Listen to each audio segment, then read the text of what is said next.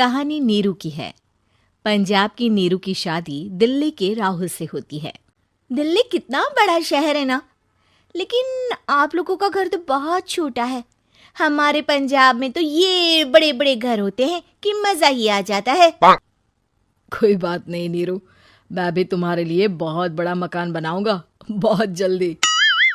नीरू के पिता जहां पंजाब के जाने माने व्यापारी थे, वहीं उसका पति राहुल दिल्ली में एक सिंपल नौकरी करता था।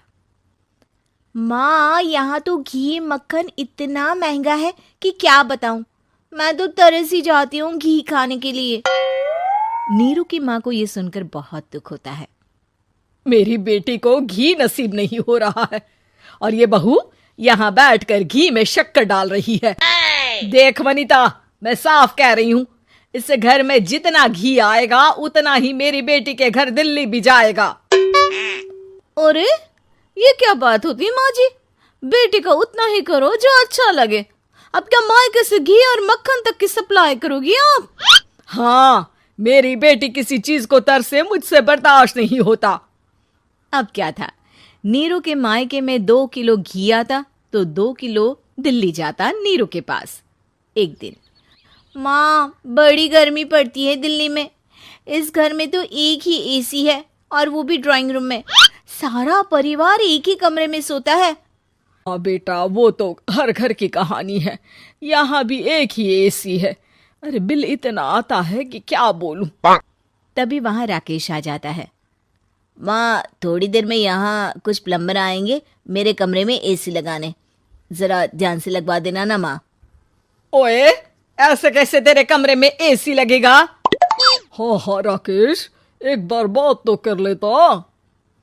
अरे पापा, वो वनिता को गर्मी में नींद नहीं आती। ड्राइंग रूम में सबके साथ सोने में वो अनकंफर्टेबल है, इसलिए। अरे पूरे परिवार के साथ वहां तेरी बहन नीरू भी तो सोती है। वो नहीं हो रही क्या अनकंफर्टेबल? समझ रहा है ना? अगर एसी लगेगा तो एक दिल्ली में तेरी बहन के कमरे में भी लगेगा, तभी तू लगा सकेगा। राकेश वनिता को सारी बात बताता है। वनिता करती भी क्या, मन मारकर बैठ जाती है। माँ, ये लोग ठीक नहीं है, क्या करूं मैं? अरे बेटी, यहाँ आ जा, तू यहाँ आकर रह ले। अरे छोड़ दे ऐसे पति को। कैसे छोड़ दूं माँ? समाज क्या कहेगा, लोग क्या कहेंगे? वैसे भी मेरा एक बेटा है मयंक। अरे हटा बेटा, तेरी उम्र ही क्या है, इतनी परेशान रहेगी तो काम कैसे चलेगा। खैर, बात आई गई हो जाती है। माँ को लगता है कि नीरू ठीक है, तो वहीं नीरू के मन में एक ही लाइन चल रही होती है, यहाँ आजा। माँ ने तो बोल ही दिया है कि यहाँ आजा। बस मयंक थोड़ा सा बड़ा हो जाए, इन गरीबों को छोड़कर मैं वापस माँ के पास ही चली जाऊंगी। वो इसी सोच में बाजार में चल रही थी कि मैम, आपका दुपट्टा जमीन को छू रहा है। नीरू जैसे ही उस लड़की की तरफ देखती है, देखती ही रह जाती है। हाय रे, कितना सुंदर लड़का है ये। अब क्या हुआ? मैंने कहा आपका दुपट्टा। तो खुद ही उठाकर दे दो ना। लड़का समझ जाता है कि नीरू उस पर फिदा हो चुकी है। वो उससे उसका नंबर लेकर चला जाता है। अब क्या था, नीरू और रोहित में लगातार बातें होने लगती है। मैं हरियाणा का रहने वाला हूँ, यहाँ एक बड़ी कंपनी का मैनेजर हूँ। अच्छा, और कितने बच्चे हैं तुम्हारे? बच्चे? अरे मेरी तो शादी भी नहीं हुई है। तुम बताओ, शादी करोगी? नीरू शर्मा जाती है। अब लेकिन मैं तो पहले से ही शादीशुदा हूँ। मुझे फर्क नहीं पड़ता, बस तुम शादी कर लो, भाग चलते हैं। बहुत पैसे वाला हूं मैं, हमेशा खुश रखूंगा तुम्हें। नीरू रोहित से मिलकर सारा प्लान बना लेती है और फिर एक दिन घर से भाग जाती है। दोनों शादी कर लेते हैं। शादी के बाद, क्या बात है नीरू, तुम्हें परेशान सा देखता हूँ, सब ठीक तो है ना? हाँ हाँ, सब ठीक है।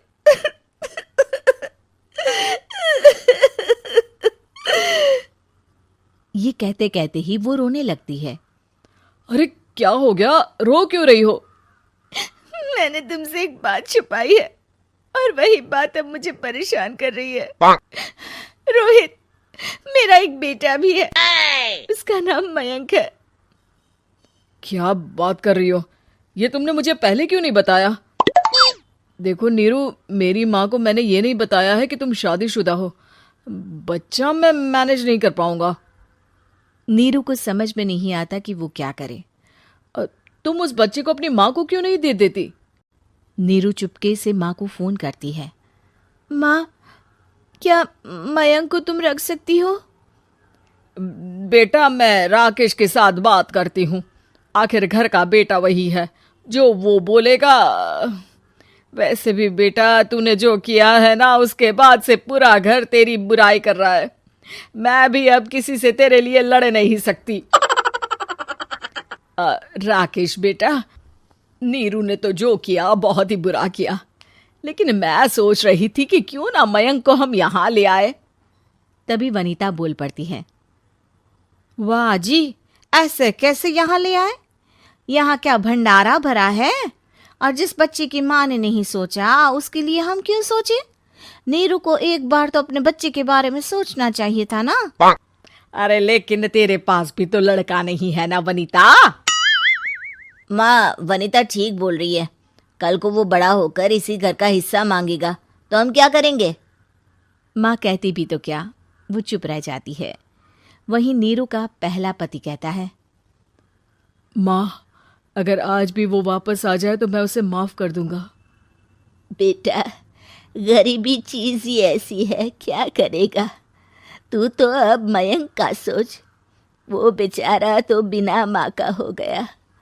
मयंक के खातिर तू दूसरी शादी कर ले बेटा। लोगों के लाख समझाने के बाद नीरू के पहले पति की शादी रिद्धि से हो जाती है, जिसके पहले पति से 2 बच्चे होते हैं। देखो जी, मैंने शादी सिर्फ बच्चे के खातिर की है। मैंने भी शादी सिर्फ बच्चों के खातिर की है। वहीं नीरू के दूसरे पति के मन में ये बात घर कर जाती है कि नीरू एक मासूम बच्चे को उसके खातिर छोड़ कर आई है। अब देखो नीरू, मुझे लगता है कि जो औरत अपनी कोख का बच्चा छोड़ सकती है, वो तो कुछ भी कर सकती है। कल को तुम्हें मुझसे अच्छा कोई मिल गया तो तुम तो मुझे भी बाय बाय कर दोगी ना। नीरू को अब उसका दूसरा पति ताने देना शुरू कर देता है। तंग आकर नीरू उसके यहाँ से भागकर अपने पहले पति के पास चली जाती है, लेकिन ससुराल में क्या लेने आई है नीरू, मयंक को? नहीं नहीं सासू माँ, मुझसे गलती हो गई, मुझे माफ कर दीजिए। नीरू, अब वक्त खत्म हो गया है, मेरी शादी हो चुकी है। तो छोड़ दो ना उसे, हमारा बच्चा है। मैं आपको अपनी माँ नहीं मानता, मेरी नहीं मान तो बात अच्छी है। नीरू मयंक की बात सुनकर समझ जाती है कि उसके पास अब न आसमान रहा ना ही जमीन।